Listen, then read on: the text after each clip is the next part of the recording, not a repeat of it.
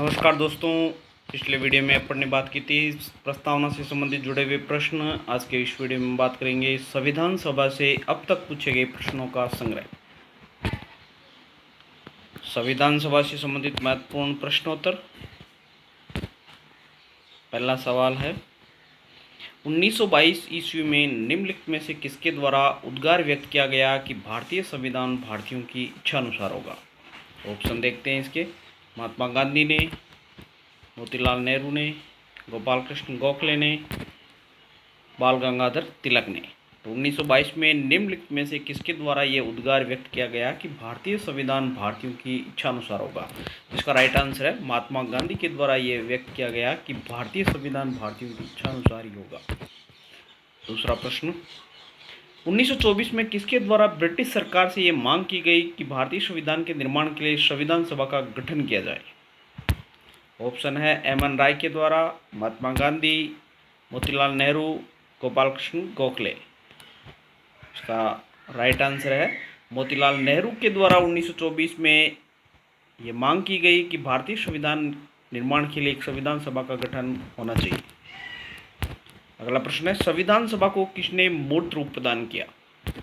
Option है जवाहरलाल नेहरू ने, महात्मा गांधी ने, मोतीलाल नेहरू ने, एम.एन. राय ने। तो संविधान सभा को मूर्त रूप जवाहरलाल नेहरू ने प्रदान किया।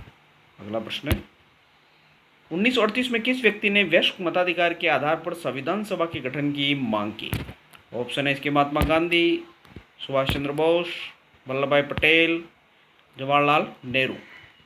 इसका राइट आंसर है जवाहरलाल नेहरू ने 1938 में वयस्क मताधिकार के आधार पर संविधान सभा के गठन की मांग की थी।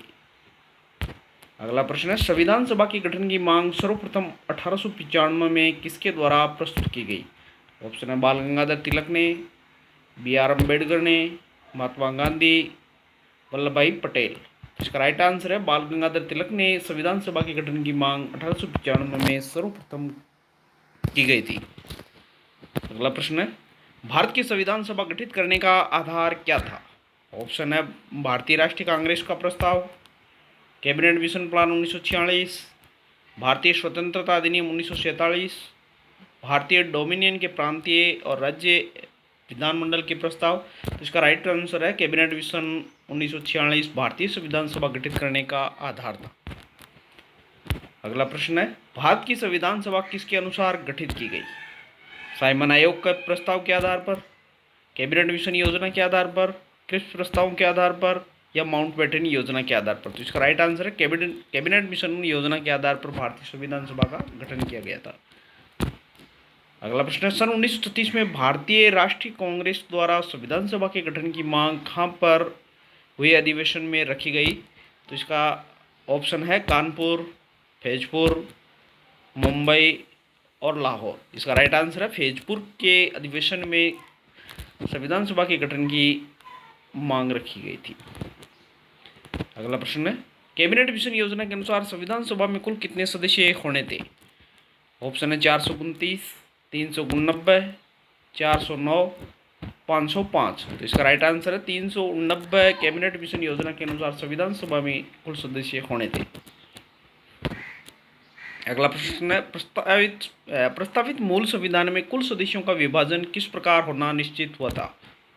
ब्रिटिश प्रांतों से 292 प्रतिनिधि, देशी रियासतों के 93 प्रतिनिधि, मुख्य कमिश्नरी क्षेत्र के 4 प्रतिनिधि, या उपयुक्त सभी।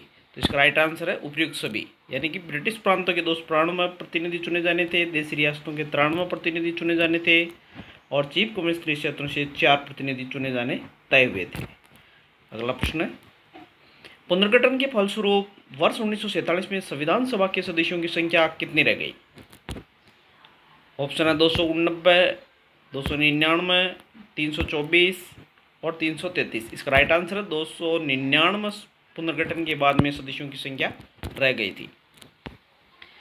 अगला प्रश्न है, कैबिनेट मिशन योजना के अंतर्गत संविधान निर्मात्री परिषद में प्रत्येक प्रांत की आवंटित सदस्य संख्या निर्धारित करने के लिए एक प्रतिनिधि कितनी जनसंख्या के अनुपात में रखा गया था। तो 8 लाख व्यक्ति के ऊपर एक प्रतिनिधि, 10 लाख की जनसंख्या पर एक व्यक्ति, 12 लाख की जनसंख्या पर एक व्यक्ति, या 15 लाख की जनसंख्या पर एक व्यक्ति। तो इसका राइट आंसर है 10 लाख की जनसंख्या पर एक व्यक्ति चुना जाना निश्चित हुआ था। अगला प्रश्न है, संविधान सभा में किस प्रांत का प्रतिनिधित्व सबसे अधिक था? ऑप्शन है बंगाल, संयुक्त प्रांत, मुंबई, चेन्नई। तो संयुक्त प्रांत का सबसे ज्यादा प्रतिनिधित्व संविधान सभा में था। संविधान सभा के सदस्यों को निम्न में से किसने प्रत्यक्ष रूप से निर्वाचित किया? ऑप्शन है प्रांतों की विधानसभा ने, संघीय विधान व्यवस्थापिका ने, उपयुक्त दोनों ने, या इनमें से कोई नहीं। तो प्रांतों की विधानसभा ने प्रत्यक्ष रूप से निर्वाचित किया था। अगला प्रश्न, पुनर्गठित संविधान सभा में विभिन्न प्रांतों के लिए कितने प्रतिनिधि थे? 208, 229, 249, 289। तो इसका राइट आंसर है 229। पुनर्गठित संविधान सभा में प्रांतों के लिए 229 प्रतिनिधि थे। B.R. अम्बेडकर का संविधान सभा में निर्वाचन हुआ था, बहुत ही महत्वपूर्ण सवाल है।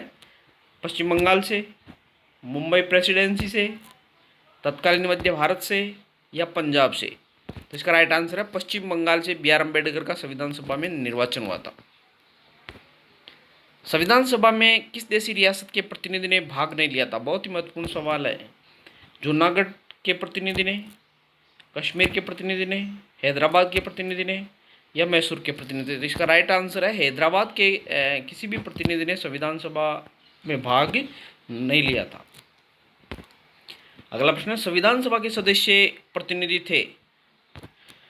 ऑप्शन है जनता द्वारा प्रत्यक्ष निर्वाचित, जनता द्वारा अप्रत्यक्ष निर्वाचित, गवर्नर द्वारा मनोनीत, कांग्रेस और मुस्लिम लीग द्वारा नामांकित।